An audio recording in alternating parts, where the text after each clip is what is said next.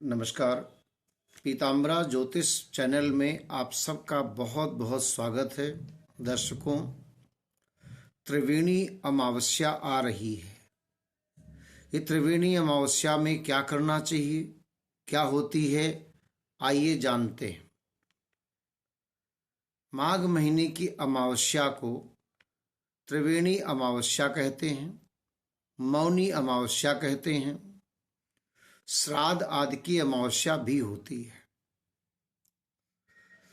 तो इस बार 9 फरवरी प्रातः 8:02 से अमावस्या प्रारंभ होगी और 10 फरवरी की प्रातः 4:29 तक रहेगी। माघ माह की अमावस्या को मौनी अमावस्या के रूप में जाना जाता है। इस दिन मौन रखने की परंपरा है। सूर्योदय लगभग 6:50 पर होगा, तो उसके 24 मिनट पहले और 48 मिनट बाद का जो समय है, 1 घड़ी पहले 2 घड़ी बाद का समय मौन रहना चाहिए। मौन रहने से वाणी शुद्ध होगी, विचार शुद्ध होंगे, व्यवहार शुद्ध होगा और सुषुम्ना नाड़ी बहुत उत्तम मानी हो जाती है। इस दिन त्रिवेणी में संगम में, प्रयागराज में गंगा यमुना सरस्वती का संगम है, तो वहां जाकर पवित्र नदियों में स्नान करना चाहिए। यदि आप किसी तीर्थ स्थल पर नहीं जा सकते हैं तो घर में ही जल में थोड़ा सा गंगा जल डाल करके गंगा जी का स्मरण करके घर में स्नान करें।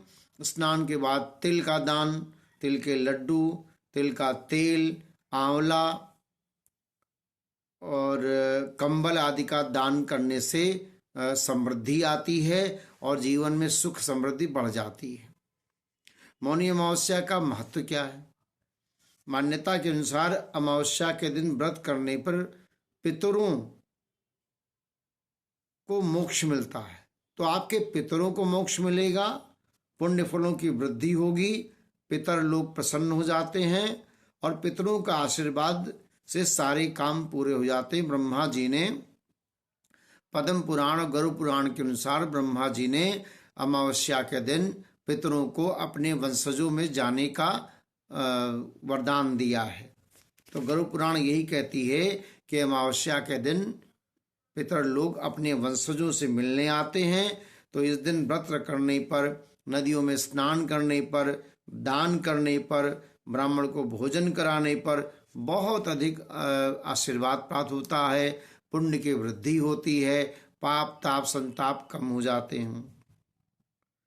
पितरों को अर्घ्य भी देना चाहिए, पितरों का श्राद्ध करना चाहिए, पवित्र नदी में जरूर स्नान करना चाहिए, ब्राह्मण को भोजन कराना चाहिए और जरूरतमंदों को दान करना चाहिए। वैसे ही कहा जाता है कि माघ जो मेला है इस बार 15 जनवरी यानी मकर संक्रांति से प्रारंभ हुआ है और ये 9 शिवरात्रि तक चलेगा। 15 जनवरी से प्रारंभ हुआ है, शिवरात्रि तक चलेगा। पहला स्नान 15 जनवरी, दूसरा स्नान 25 जनवरी, तीसरा स्नान 9 फरवरी मौनी अमावस्या और आखिरी स्नान 8 मार्च महाशिवरात्रि के दिन होगा। पद्म पुराण ये कहता है कि संगम में जो स्नान करता है उसको मोक्ष की प्राप्ति होती है, सभी पूर्व जन्म के पाप ताप संताप धुल जाते हैं, शारीरिक मानसिक कष्टों में कमी आती है। प्रयागराज में गंगा यमुना सरस्वती का संगम है, संगम को त्रिवेणी कहते हैं, बहुत ही पवित्र स्थल है। संगम तट पर रहने मात्र से भी कल्याण होता है। यहाँ भव्य आयोजन किया जाता है, बहुत सारे साधु संत लोग, गृहस्थी लोग भी कल्पवास करते हैं, धार्मिक कार्य करते हैं, तो वहाँ जाना चाहिए। विष्णु पुराण का पाठ इन दिनों करना चाहिए। इन दिनों तामसिक भोजन नहीं करना चाहिए। प्रयागराज जाएं तो अक्षय वट का दर्शन करें, ब्रह्मचर्य के नियमों का पालन करें, तुलसी की पूजा करें, श्रीमद् भगवत गीता का पाठ करना बड़ा शुभकारी होता है। और क्या ना करें ये भी सुन लें कि तामसिक चीज़ों का सेवन न करें, नकारात्मक विचार मन में न लाएं, जरूरतमंद या जो भिखारी लोग हैं उनको खाली हाथ न लौटाएं, और कम से कम प्रातः काल में आज सूर्योदय के आधा घंटा पहले, 2 घंटा और करीब 1 घंटा बाद तक मौन रहें। 9 फरवरी को अब शब्द न कहें, बड़े बुजुर्गों का सम्मान करें, और नमः शिवाय त्राहि माम शरणागतम त्राहि ये मंत्र पढ़ें। ओम नमः शिवाय शांताय हरिये परमात्मने प्रणत क्लेशनाशाय महादेवाय नमो नमः, ये भगवान शिव के मंत्र हैं। तो इस दिन कोशिश करना चाहिए अधिक से अधिक खाने पीने की वस्तुओं को जरूरतमंदों को बांटें, कंबल आदि का दान करें, पवित्र नदियों में स्नान करें और मौन रहें। तो मौन रहने पर वाणी शुद्ध होगी और आत्मिक विकास होता है, बड़ा कल्याण होता है।